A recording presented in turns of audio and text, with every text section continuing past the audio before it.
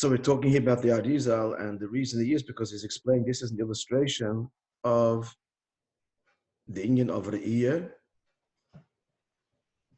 So much so that there was the etzem HaChochma he saw during the time that he dozed, which is why it took him. It would have taken him 60 or 80 years to say what he saw in this hour or so that he dozed, perhaps even less. So that's what we're up to. V'hainu, Acha'inyanhu. So in the middle of that paragraph, Acha'inyanhu, if Yish Eitzel Harizal, because by him it was the Inyan of Re'iyah. This is all to explain Chachma and the two levels of Chachma. Analogous to Re'iyah as opposed to Bina, which is analogous to Shmiyah, to listening.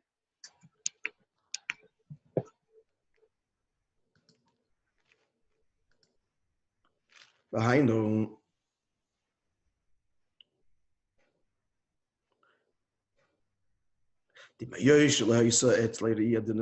even though we say that the Arizal saw, it's not like he saw in the way that a Navi sees.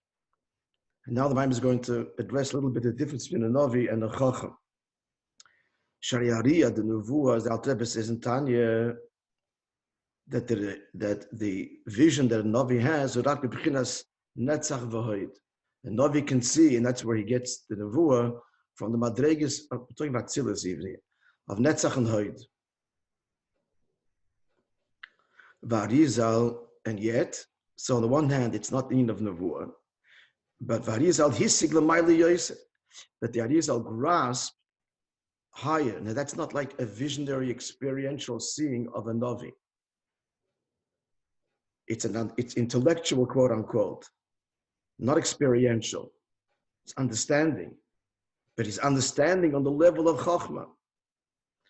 The Gemara says that a Chacham, it proves it from the Psukim there, that a Chacham, the quality of being a Chacham is greater than the quality of being a Navi. And here we see why. Because a Navi is all about, really it's subjective, it's his experience, which is why that ancient Navi misnabim besignan echad, besignan achas. Every Navi prophesies with a very radically different style. And in the experience of Nevuah, depending on except for Moishe Rabbeinu and others, the Navi undergoes this physical transformation, a trance-like state, but even worse than that, his whole body shakes. I wouldn't say worse, but more dramatic. The casual view would think he's having an epileptic fit. That's why a Navi is called Meshuggah, because the whole body, he loses control of his entire body. That's experience. But the Chacham that is out here is also, he was dozing. He was not transfixed, not in a state of epileptic state. So what the Neshama L'mayla was seeing Elikus. And that's a greater even in the sense, because when you're seeing or grasping, he was able to understand and grasp at much higher levels than a Navi could experience. Now, Navi can also be a Chacham and have the Inyan of Nevuah and also the Inyan of Chacham. Rebbe, for example, is that. And the Arizal too, but this is not his Navi prophecy experience. Hashem talking to him and revealing to him the future or say this or whatever, which is what the Navi would get. Here is knowing Elikus. Elikus is there. This is not some revelation that's not present. He is grasping and understanding the Madregas L'mayla. So this is the thing of Hasoga. So he's seeing, but not the seeing of the Navi, which is experiential, but the intellectual seeing. But what level of intellect? The level we speak of here, the highest sublime level. In the Gambari Mitzat Hasoga, Yesh Beis Pekindes, and here there's two levels of seeing. In other words, of Chachma, of grasping a truth. The first is seeing intellectually. This is the lower stage. After the Nekudas HaTamtis, the essential Nekuda. Tamtis means essential. There's Dam hatamtz is the essential blood where the life is of the creature is conveyed in halacha, etc. And this is the kudus hatamtz of chachma, the essence of chachma, but of the chachma itself. So now this level is a real grasp, like the idea. That will then, like the klal, spawn the details of the hasaga. So he goes, let's see if you can mile this haklal of the prat, and that's like the mile of the klal, the general principle over the prat, which contains all the pratim, and the pratim emerge from it naturally. But that's the low level. The Arizah was higher still. This is the re'iyah of chachma. Not the hasaga of chachma, but the re'iyah of chachma. Here's the true sight component. And that's the etzem of the seichel. As we described before, is the truth. But I want to stress, again, everything is relative. Truth is universal. But it's not like here he's seeing some universal truth. No, he's seeing the truth of this seichel, of this idea. We're talking about this idea, but it's the etzem of it. Here he's seeing the very essence, higher even than the klal, which naturally gives rise to pratim. When he saw the truth of these levels above and understood and grasped them, he's grasping them at this very etzem level, that's seeing and totally beyond the general definition of grasping, of hasaga, of grasping. He's seeing it. But where's he seeing it? He's seeing it, it's part of the intellectual process, but at the core essence of the intellectual process. Seeing, as the nature of seeing, as he goes on to explain further. Because when you see something, there's absolutely no analysis at all. There's absolutely no definition. Seeing is the truth of it, illuminates the mind physically. Eyes are open, you see what's there. And you don't have to have, and you don't have at that level, any kind of description. There's no words, not even shaykhs to words. And that's the level of chachma that the Arizal is seeing in his as he dozes, and to bring that down, therefore, I can understand if you go into the etzem of the nekuda, so to bring that down into chachma, and then into binah, and machshav and dibur, if you see the essence, mamish, 60 or 80 years. Because seeing the essence is almost it's in a moment, in a second. And he's seeing many things, not seeing one thing. He's seeing many things. Seeing it all, and grasping it not grasping, not such a good word, but seeing it on such an essential level to articulate all of these madregas, etc., that he saw and describe, 60 or 80 years. Imagine each second for this hour can spawn unos elam to speak, to bring it down into chachma, to the klal, to the pratim. Now, further elaboration that will make us further understand etzem chachma by further appreciating the nature of sight of the ear. Let's see.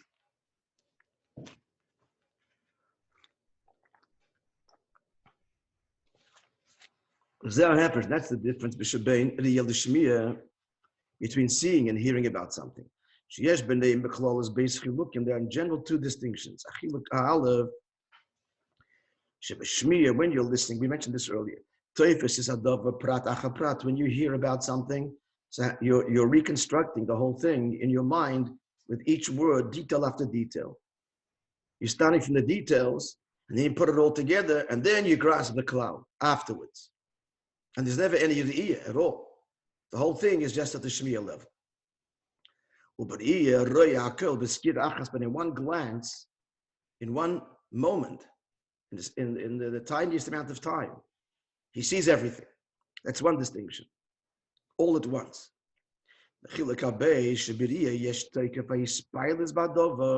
When you see something, this moves a person very deeply. Excitement, as it were, arousal. If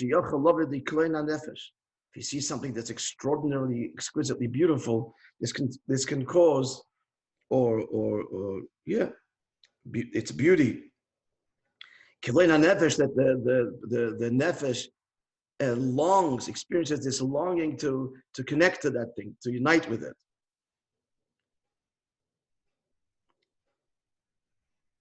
Or moreover, the experience can be so overwhelming, that the soul simply spills out of the body not being able to contain this sight. If you hear about it, you're not going to have klesa nefesh. You're building this intellectually in your head, and it's not going to stir the soul that deeply. Well, basically, that's why, by the way, we've spoken of many times. We have to be very careful what we look at. The person says, "I'm just looking." So, well, what do you know? I'm not. I didn't touch it.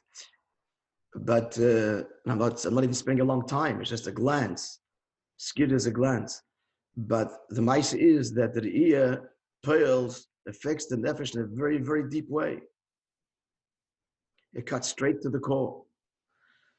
These two distinctions he says now, namely that when it comes to Shmiya, it's piece by piece, the ear all at once.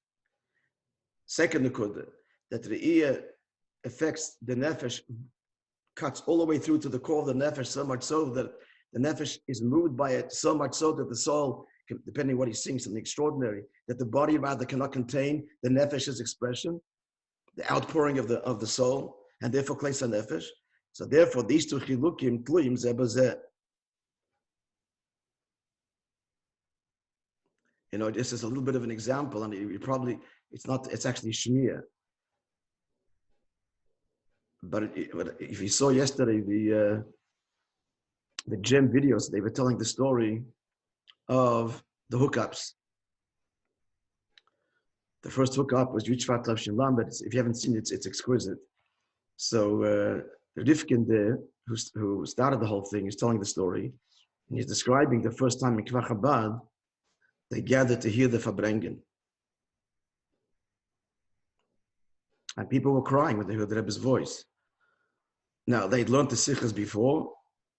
They weren't actually hearing anything that they never heard. The Rebbe was just starting to speak. Now, this wasn't the ear. This is Shmiya. But they weren't crying from the words themselves. They were crying to hearing the Rebbe's voice. That's kind of a little bit of the ear of the Shmiya. And I moved them, they spontaneously, people started crying. They hadn't heard the Rebbe's voice before. That's a kind of a relative Shmiya, which goes far beyond the actual words and learning the Seichel. Because it's the Baal, it's the author of the words that they're seeing, hearing for the first time. Likewise, learning about a subject is one thing, but then when seeing it, it's the thing itself that you're seeing, not your take on it, your grasp on it. You're having built that picture in your mind or the idea in your mind. Would we say that after Gimel Tammuz, this is like Shmiya, and before it's more Re'iyah?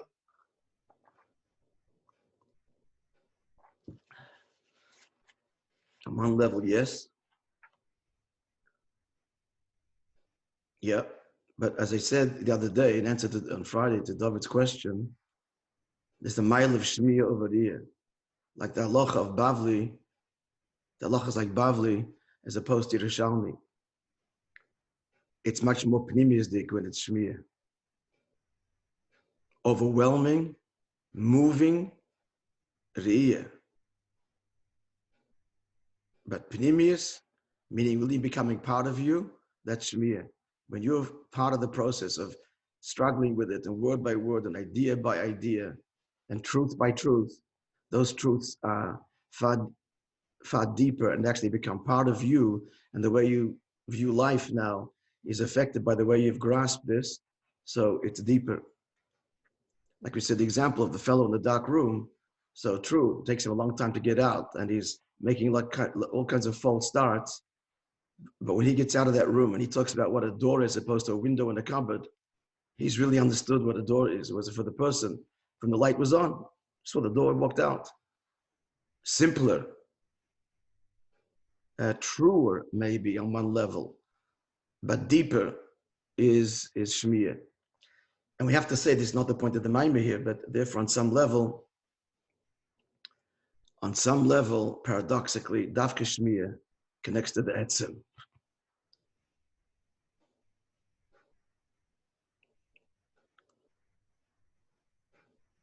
It's the Maila, Lost Love, it will be both Mailas. The Tzaddik and the Baal Tshuva.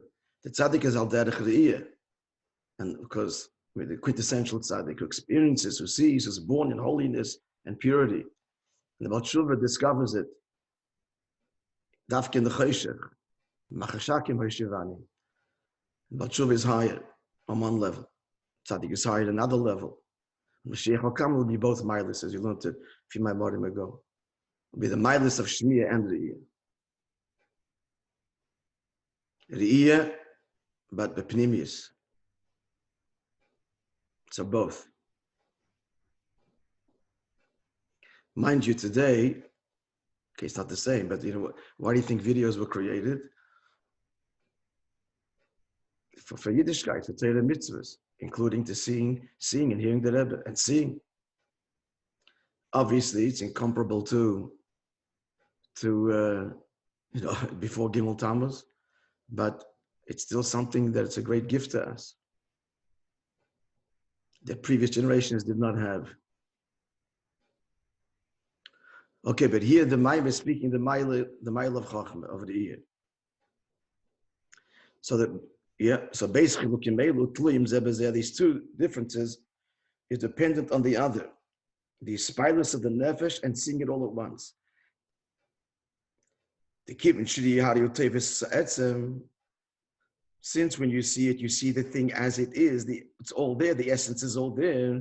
That's why you see it in one glance. Because if you were just seeing the pratim, it will take you some time. You see this detail, that detail, that detail. You're not seeing the pratim. The pratim are there. But that moment of sight, the light goes on, boom, and you see it, it's the very thing itself. He's seeing the essence of the truth of that which he sees, therefore it affects the essence of his own being.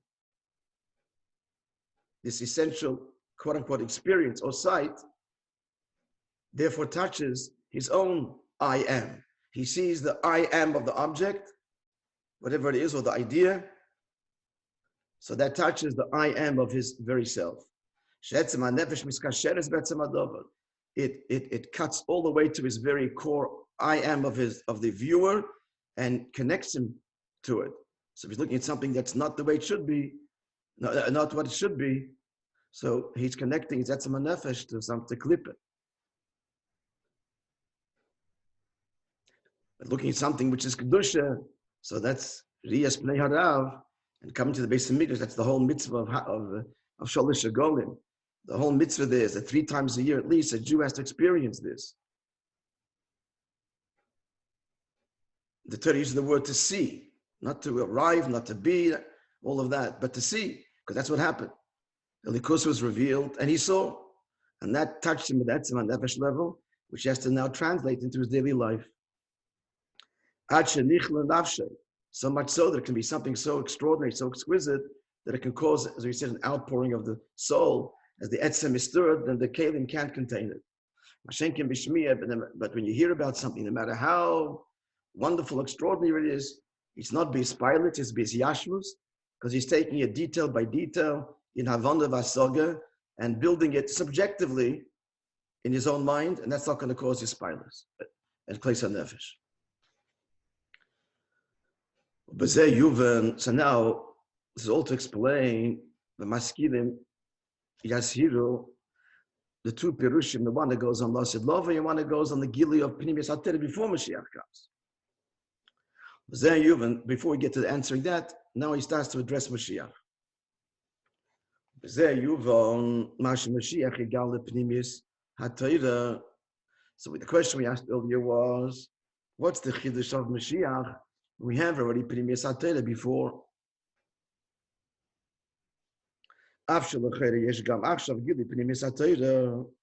Even now we have that. The difference is, the difference in general between Galia, Nigla, and Pnimius HaTorah is, there's a limit on nigla. Pashit in halacha, kanal shoyu ke'elu shalom deskol ha'teira kula. In halacha, now to brings it in Hilchos Talmud Torah, it's possible to learn the entire Torah. And then came the whole question of the Gemara. Rabbi Yochanan's nephew, he said he learned the whole Torah. Can he now go learn other chachmas? The answer was, I told you, no. He said you could learn it when it's not day, when it's not night. That's the way he framed it. He says, Vagisa v'yom v'layla. So if it's not night, not day, then you can learn. Of course, what does that mean? So Chassidus explains why he just didn't say simply, no, you still have to keep on learning. Because what he's referring to is actually Pnimis HaTorah, which is higher than Yom Balayla, as explained in Chassidus. Anyway, let's leave that aside. So, but Nigla has its limit. But Pnimis HaTorah is endless. Ksiv, Aruchim, about this the pasuk says in Iyuv, Aruchim at its middle longer than a measured land, or a chavim min yom and broader than the ocean. Shehi bligvul. Why? Obviously, because Chassidus Kabbalah deals with Elikus, and Elikus is bligvul. The author is bligvul. The work that he wrote, Chassidus is getting to know the book. Nigla is getting to know the book, the instruction manual. And you've learned the instruction manual. But Kabbalah, Chassidus, Pnimis HaTorah is getting to know the author. And the author of the book is infinite. Interestingly enough, how do we get to know the author of the book? It's through the instructions. So this is the Pnimis HaTorah reveals the infinite property in Torah, in Nigla. But that's through the lens of Pnimis HaTorah.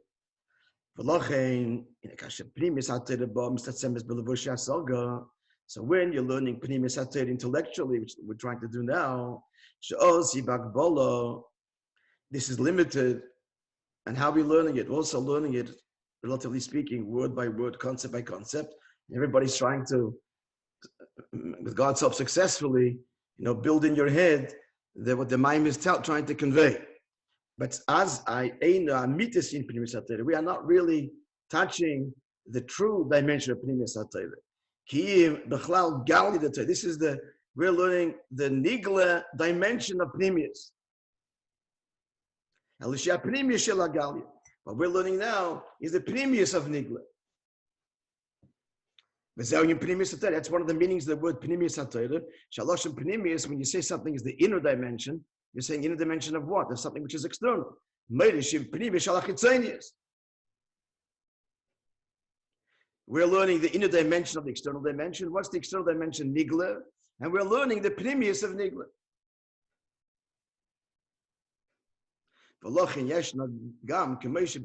So therefore, even this learning, as we're learning, also has itself an external level. And what's that? The way we are learning it now, word by word, concept by concept. There's no moment, we don't start off with the Re'iyah like the Arizal. We are learning what he taught. He came down and started teaching it, and all the Kisvei Arizal, and then came Chassidus, and we are learning the Maamarim word by word, that Shmiyah. And quite literally, when the Rebbe would say the Maimah, you're listening. So what we have now, before Mashiach comes, there are exceptions. There is always an exception. But before Mashiach comes, our learning of Pnimius is Basaga. What's the innovation of Mashiach? He will reveal the mitzvah of Pnimis HaTorah as its infinite dimension. So number one, it'll be Riyah the Chachma. That's the lower level of Chachma, but still called Riyah. But that's Hasoga. Well, but his primary teaching, quote unquote, will be Riyah Mukhshis, seeing, Mamish seeing. But it's going to have the mile of experience as well, and the mile of Shmiyah. But it doesn't go into that's pratim. He's bringing out the mile of Re'iyah. So now this all ties into the splitting of the river. It has to precede that, and we understand why. Gil is a Yebeike al Yedei Bekiyas Hanor, and this will happen first by the prophecy of the opening of the river. Because what's the river? The river is what Bina, We're going to go totally beyond Bina, penetrating Bina and experiencing Chachma at its two levels, all the way to the Etzem HaChachma. So Bina has to open up. Okay, now, like we said before, just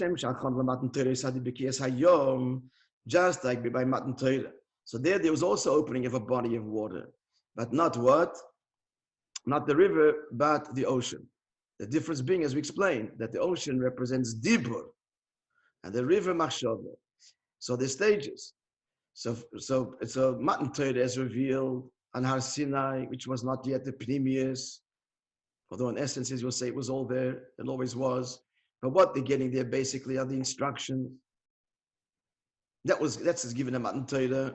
So there it had to be opened up first, what the word, the ocean, which is a contained body of water, which represents a word, which is each word is a contained entity unto itself. And Bachlada goes on the word of Hashem that creates the world. In other words, they had to see Hashem as beyond creator and the giver of Torah, which Torah precedes creation. So they had to go beyond the creative investure of Hashem, which is the word of Hashem, that's the ocean, to experience, as it were, Hashem's inner dimension, his machshava, in a sense, which is his chachma, bina, his wisdom, his teachings, his instruction, which that is what Torah is given at Sinai. Now we're going beyond in Torah Gufa. Now it's not another Matan Torah Chas v'Shalom, but we're going to experience within Torah Gufa the level of Chachma, and then the etzem of Chachma. So Bina has to open up now. Machshava has to open up now. And that's the splitting of the river. As he goes on to say, which will